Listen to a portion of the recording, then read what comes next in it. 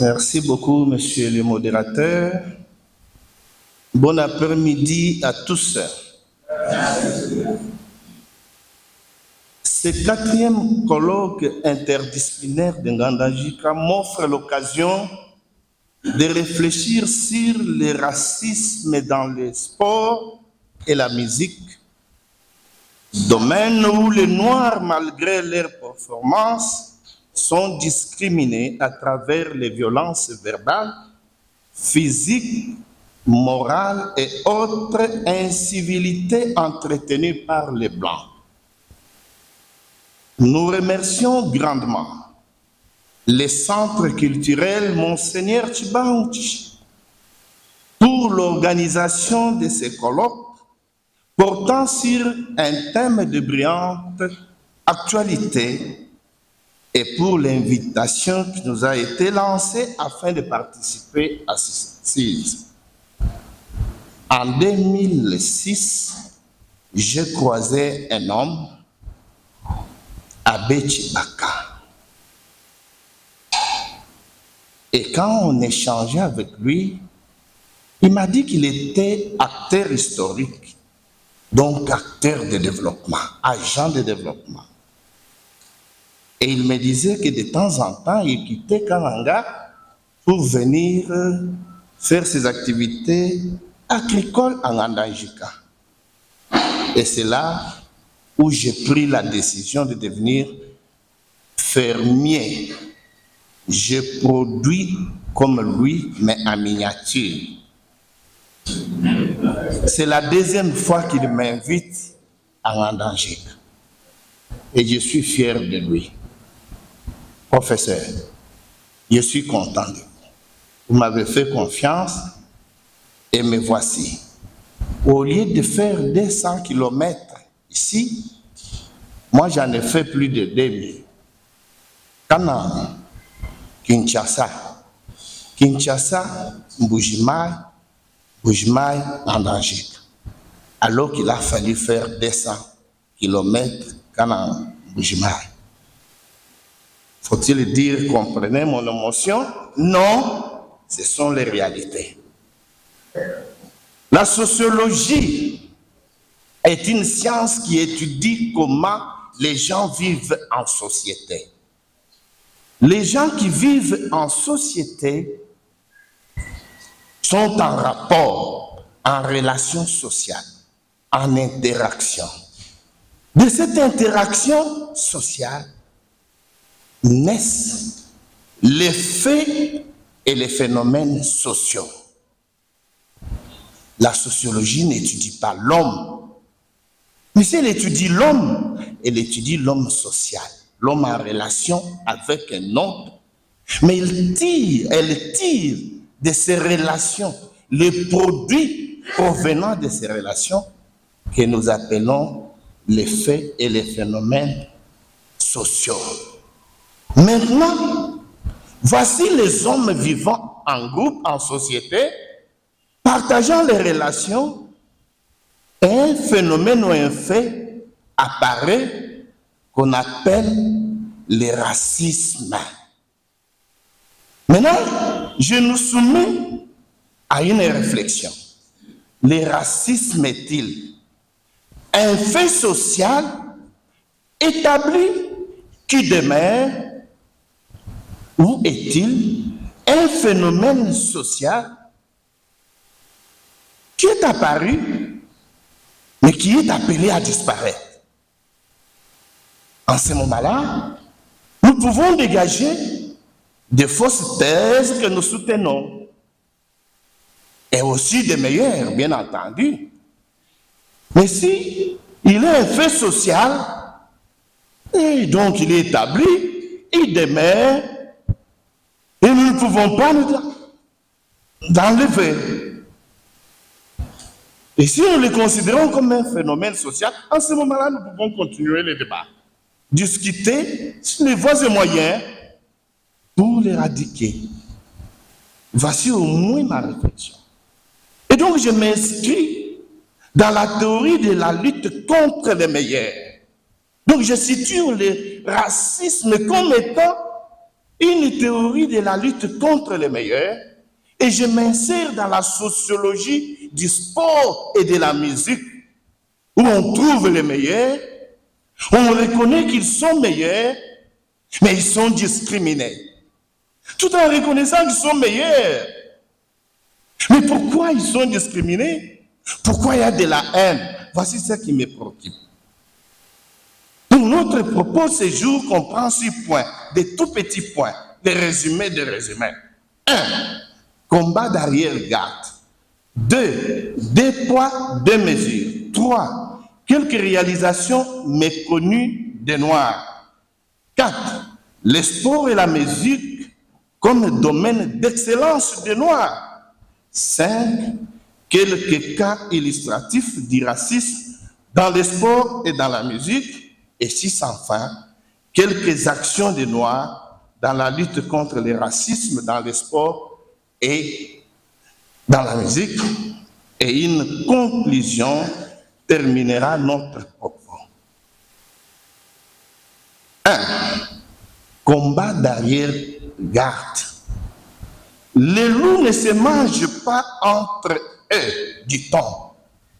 Mais curieusement, l'homme est une espèce singulière de loup qui bouffe à cœur joie d'autres loups et met tout en œuvre pour le faire.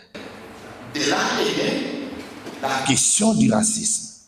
C'est mal si longtemps décrié, mais toujours vivace. Le combat pour déshumaniser les Noirs, pour mieux la servir, afin de mieux l'exploiter, recourt au racisme comme arme de prédilection. Oh, combien actuel de Franck Fanon, les damnés de la terre, un essai analytique qui s'est penché sur le colonialisme, de même que M. Césaire, qui rejette l'équation colonisation égale civilisation. De Noirs, les racistes pouvaient exploiter la force musculaire, comme s'il s'agissait de bêtes de sang, qui ignorent que la civilisation égyptienne antique, œuvre des Noirs, avait développé un important corpus de connaissances dans les domaines les plus divers, comme la médecine, l'astronomie, les mathématiques, la géométrie, la botanique, la littérature, etc. La falsification de l'histoire des Noirs se limite à les reconnaître uniquement des performances dans le sport et la musique.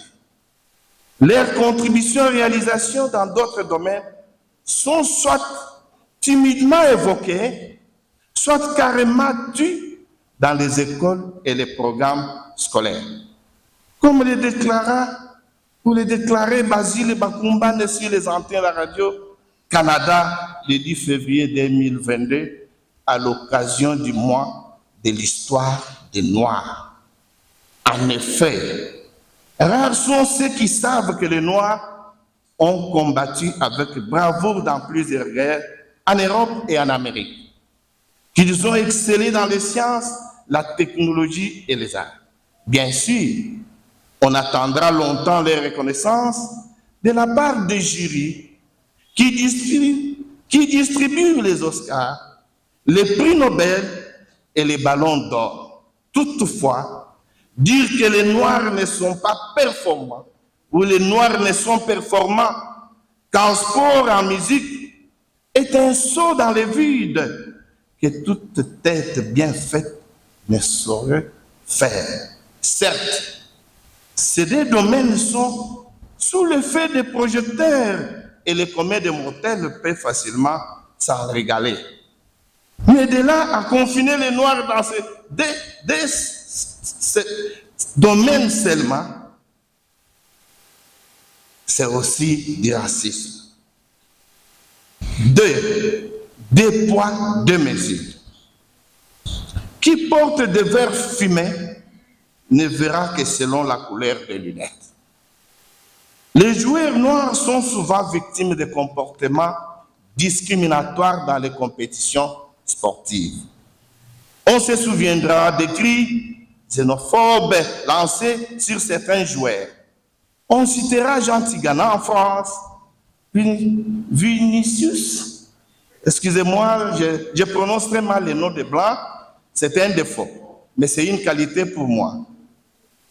Vinicius à Madrid, mais Balotelli en Italie, etc. Mais la célèbre boutade est encore fraîche dans nos mémoires. Jean Tigana est français quand il marque un but. Et africain quand il commet des erreurs.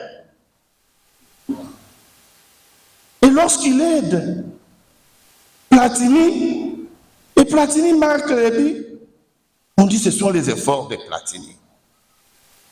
Et lorsque lui, il marque, même si c'est Platini qui ne lui a pas donné la passe, on dit, mais il a marqué grâce à Platini. Ni Tété Platini, Tigana ne pouvait pas marquer les buts. Quel racisme! Et le racisme à quelle couleur? Tout dépend de là où on veut placer le curseur. En somme, les jugements anti-noirs n'ont pour but que de miner la confiance des Noirs en lui-même, d'en faire un incapable, un enfant, un éternel prisonnier de la caverne. C'est le racisme pur et dur qui apparaît même dans le langage. On parle des Afro-Américains, des Latino-Américains, et non de héros américains, par exemple. C'est regrettable que les Noirs imitent ces discours xénophobes et traitent même leurs compatriotes et d'autres Noirs d'inférieurs ou de primitifs. Surtout nous qui avons étudié au village, on nous dit que nous sommes des sauvages. Ceux qui ont eu la chance de fréquenter l'école des Blancs à Kabou, à Mikalaï, et ils sont supérieurs. Dans son analyse sur le football, Camille Dal dans Football, sociologie de la haine, considère que le sport est un lieu des insultes, du racisme, de l'antisémitisme, du trafic des êtres humains, un lieu de barbarie. Et il constate que ces actes révèlent l'existence de cette effroi définie comme la pulsion des morts visant la destruction de soi et ou de l'autre. 3. Quelques réalisations de Noirs. Et là, je complète le professeur Tchad, qui a parlé que de 7. Mais moi, j'ai toute une liste que j'ai tirée du Congo net, Congo profond net, de Bishop Fundu. Qu'est-ce qu'il dit? De nos jours, il existe encore de nombreuses personnes qui pensent, et surtout à tort, que les Noirs n'ont rien inventé, qu'ils sont juste bons pour le sport et la danse. Sait-on par exemple que les Noirs ont inventé beaucoup et souvent ignoré.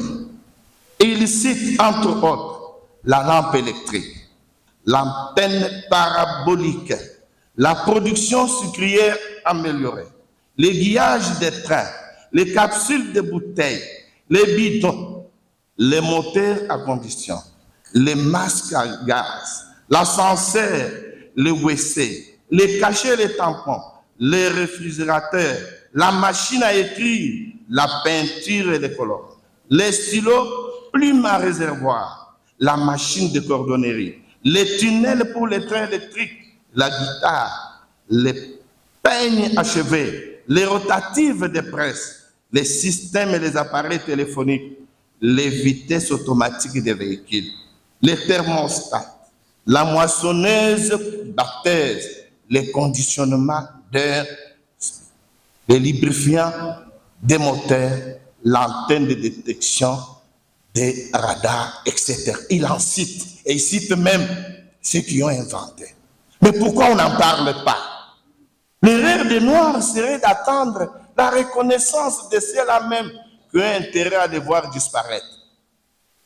Qu'attendent-ils pour citer leur propre Oscar, prix Nobel ou ballon d'or africain? En effet, comment comprendre qu'ils reconnaissent les mérites des Noirs uniquement dans les sports et la musique? Pourquoi ils ne reconnaissent que malgré cela, ils mettent du racisme? 4. Les sports et la musique comme domaine de l'excellence du noir. Peut-on aimer une chose et son contraire? Les sports pratiqués en Afrique est considéré comme la pratique des sauvages et qui ne mérite pas d'attention. Mais curieusement, les meilleurs athlètes sont dénichés et recrutés dans les clubs européens, à l'instar de la fuite de cerveau à laquelle on assiste en Afrique. Comme pour dire que les élites ne doivent pas demeurer sur le continent noir. Tout bien considéré, la musique adoucit le mœurs et le sport est un vecteur de cohésion sociale. Ceux qui les pratiquent doivent être valorisés et non discriminés à cause de leur origine ou de leur peau. La haine et le racisme doivent être éradiqués dans la musique et dans les sports. Ce n'est qu'un vœu. Et les organisations ou les organismes chargés de ce secteur, de même que les pouvoirs publics, devront veiller à protéger l'excellence. 5. Quelques cas illustratifs du racisme dans les sports et dans la musique. Il y en a beaucoup et nous prenons 2. Nous pouvons en prendre 2 ou 3, parce que j'en ai beaucoup. Le premier, les jeunes footballeurs Jesse Owens. Ces jeunes noirs, dis donc, refusaient de s'entraîner avec l'équipe d'athlétisme de l'école blanche en Amérique. Et l'entraîneur de son collège avait détecté son fort potentiel, l'autorisa à s'entraîner tous les matins avant que les enfants de Blancs n'arrivent. Et cet homme, ce jeune noir, est devenu le meilleur. Mais le meilleur des meilleurs, donc l'élite. C'est ainsi que Jesse représenta son pays aux Jeux olympiques de 1936 en Allemagne, où Adolf Hitler critiqua l'Amérique pour avoir autorisé les athlètes noirs à concourir. Mais lors de ce jeu, ce jeune homme remporta 4 médailles d'or, ce qui rendit Hitler furieux et incita le public du monde entier à s'opposer au racisme. Et ça vient de Hitler. Alors qu'il refusait les jeux, mais quand il remporte, et donc il dit, vous, combattons le racisme. Malgré que les jeunes a fait la fierté des États-Unis, mais quand il rentre, il est confronté aux mêmes préjugés. Le président américain va refuser de l'accueillir à la Maison Blanche après sa victoire mémorable parce qu'il a la peau noire. Allons-y comprendre cela. Nous avons aussi comme justification le refus des licences sportives aux Noirs. Un Mputu Trésor est un exemple probant. Nous avons les cris xénophobes lancés sur les athlètes noirs. Lors des matchs, les cris sont lancés aux athlètes noirs, les traitant de singes, sauvages, barbares, rentrez chez vous. Les cris de haine et chansons racistes enregistrés lors des manifestations musicales en Europe, en Amérique, sont légion. L'industrie musicale européenne, américaine, exploite les musiques noires, mais reste dirigée par les Blancs. Ce qui est grave, c'est les propos d'un gestionnaire, d'un responsable d'un club, les propos racistes, injurieux sur la musicienne Aya Nakamura. On lui demande de se blanchir la peau pour toucher un public plus large. Les propos de ce genre ont poussé Michael Jackson à blanchir sa peau pour l'acceptation de sa musique par les Blancs. Si sans fin, quelques actions de Noirs dans la lutte contre le racisme dans la musique et dans le sport. Je pense que je présente les résumés des résumés. Les athlètes noirs ont entrepris certaines actions de lutte contre le racisme dans le sport, voire dans la musique. Quelques cas sont à signaler. Les premiers cas, du point levé au genou à terre. Voici comment les athlètes noirs ont fait. Lorsqu'on chante, ils se mettent debout. Et cela a été mal interprété. Et ces deux athlètes ont été exclus de la compétition. Un autre a accepté, quand on chante l'hymne, il met seulement son genou à terre pour combattre le racisme. C'est ce qui a poussé nos athlètes léopards à faire ça. Pour combattre le racisme à travers cette guerre. Mais nous ne l'avons fait qu'une fois. J'ai vu le conseil des ministres aussi le faire une seule fois et on a abandonné. Alors qu'aux États-Unis,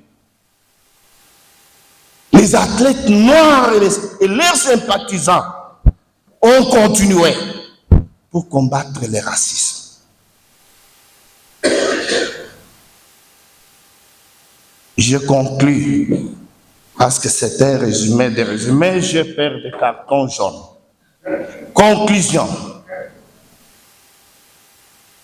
Les efforts des Noirs dans le sport et la musique sont reconnus par tous, mais engendrent la haine, la lutte contre les meilleurs. D'où la sociologie de la haine et de la reconnaissance.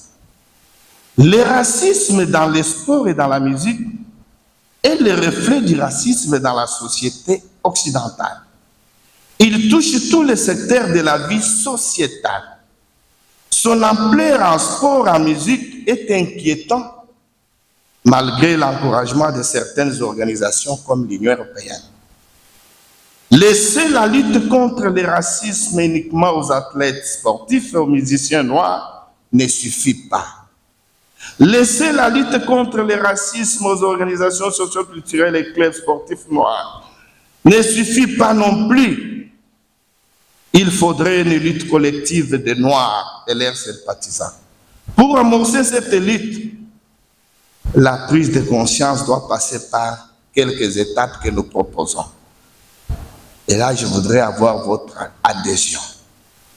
Est-ce que nous prenons conscience d'être noirs et racisés? Moi, j'ai pris conscience. C'est comme ça, quand j'ai fait l'Europe, je tombe malade. Mais les jours qu'on annonce que je rentre, je suis fier de rentrer dans mon village. Mais quand je vois la plupart d'entre vous, quand ils se disputent des visas et qu'ils montent, ils sont très contents. Quand on regarde qu'il reste 2 jours, 3 jours, ils sont furieux. Ils disent, non, je rentre là où il y a des moustiques, je rentre là où il y a les ténèbres, je rentre. Est-ce que nous prenons conscience d'être noirs et racistes? La première étape. Deuxième étape. L'autodétermination en tant que noir par la collectivisation des efforts.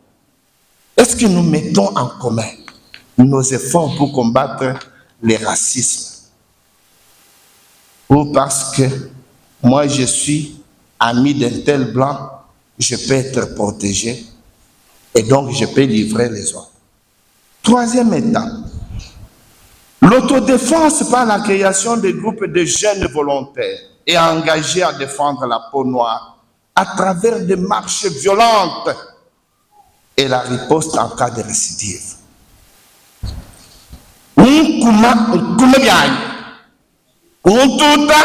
Tout bien. Je ne suis pas chrétien classique. Me taper ici, je donne l'autre. Tout bien. À ce moment-là, je suis pour le prof Willy qui dit, il est dans un train, il est provoqué. Mais il dit, par politesse, j'ai un rendez-vous, je vais gagner beaucoup d'argent. Je me tais. Mais il réagit que lorsqu'il voit les blancs aussi venir faire le bruit, là il prend le courage d'aller dénoncer. Si c'était moi, non, ça n'allait pas marcher. Quatrième étape, est-ce qu'il est possible d'envisager la suspension, voire le refus collectif de participation aux manifestations sportives et musicales? Est-ce que les athlètes noirs qui attendent de l'argent peuvent arriver à cela? Et enfin, comme sociologue, est-ce qu'on peut envisager la révolution des Noirs à travers le monde entier? Est-ce qu'il est possible? Unissons-nous, comme Karl Marx disait, et s'adressait aux prolétaires. Les prolétaires, unissez-vous. Constituez une force contre la bourgeoisie, parce qu'elle vous exploite, elle vous domine. Est-ce que c'est possible? Mais pour y arriver, il faut être Chilobo. Être né autrement. Il faut être Mobali Angouya. Il faut être Mwanaume. Quiconque, si je prononce mal, mon aîné scientifique d'ailleurs va me corriger. Il faut être Muntumosi Angolo. Je pense que j'ai bien prononcé. Muntumosi Angolo. Il faut être un homme autrement autre. Il faut être les meilleurs des meilleurs, l'élite des élites, et je vous remercie.